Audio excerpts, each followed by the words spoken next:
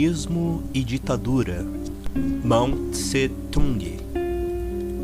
Em sua palestra em Shangashi, Russell se posicionou em favor do comunismo, mas contra a ditadura dos trabalhadores e camponeses.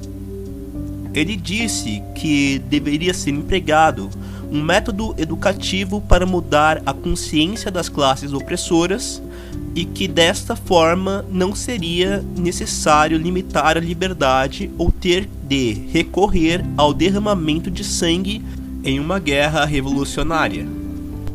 Minha objeção para o ponto de vista de Russell pode ser resumida em poucas palavras. Isso tudo é muito bonito na teoria, mas é inviável na prática.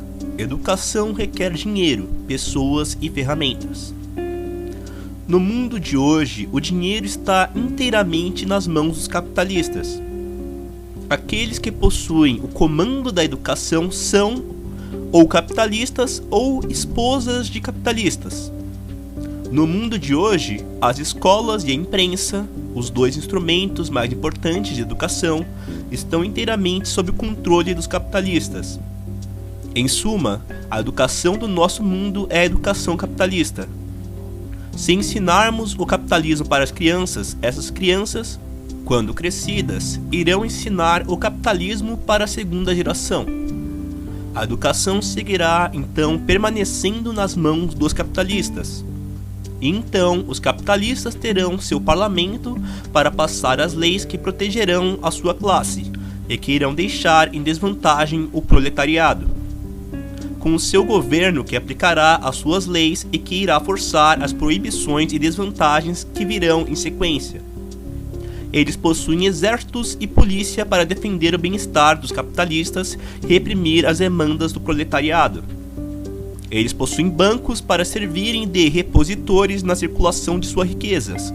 Eles possuem fábricas, que são os instrumentos as quais eles usam para monopolizar a produção de mercadorias.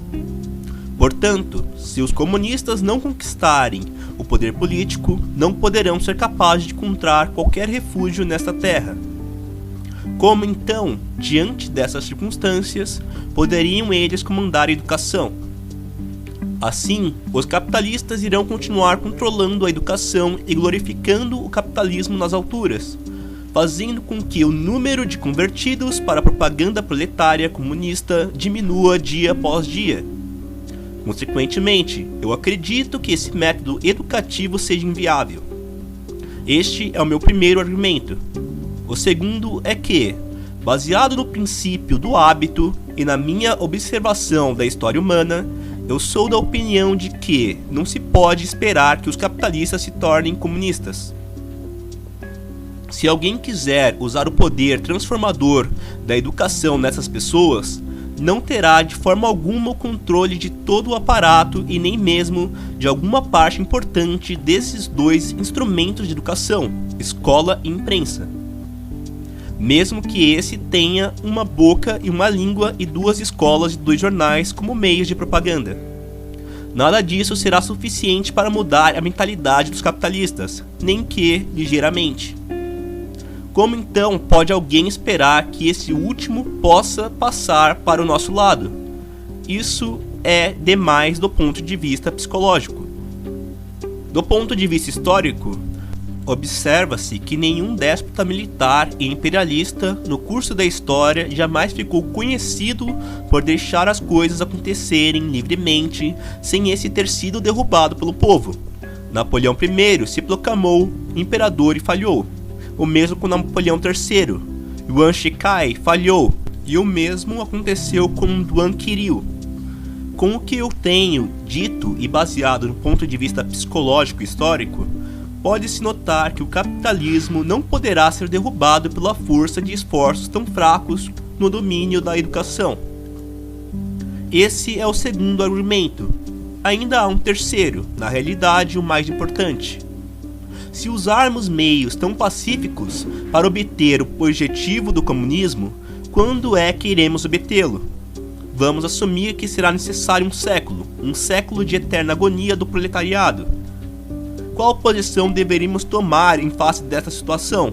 O proletariado é muitas vezes maior que a burguesia. Se assumirmos que o proletariado constitui 2/3 da humanidade, então 1 bilhão dos 1,5 bilhão de habitantes são trabalhadores. Temo que o número seja muito maior, os quais durante esse século serão cruelmente explorados pelo resto de capitalistas. Como poderemos aguentar isso? Além do mais, desde que o proletariado tem se tornado consciente do fato de que também deveria possuir a riqueza, e o fato de que o seu sofrimento é desnecessário, o proletariado tem se encontrado descontente. A demanda por comunismo tem surgido e se tornado um fato. Este fato nos confronta, e nós não podemos fazê-lo desaparecer. Conscientes disso, nos colocamos a agir. Esta é a razão, na minha opinião, da Revolução Russa e dos comunistas de cada país crescerem a cada dia de maneira numerosa, poderosa e organizada. É um resultado natural. Este é o meu terceiro argumento. Um outro ponto em relação às minhas dúvidas acerca do anarquismo. Meu argumento pertence não meramente na impossibilidade de uma sociedade sem forma de poder ou organização. Eu gostaria de mencionar apenas as dificuldades na forma de estabelecimento de tal forma de sociedade e sua realização.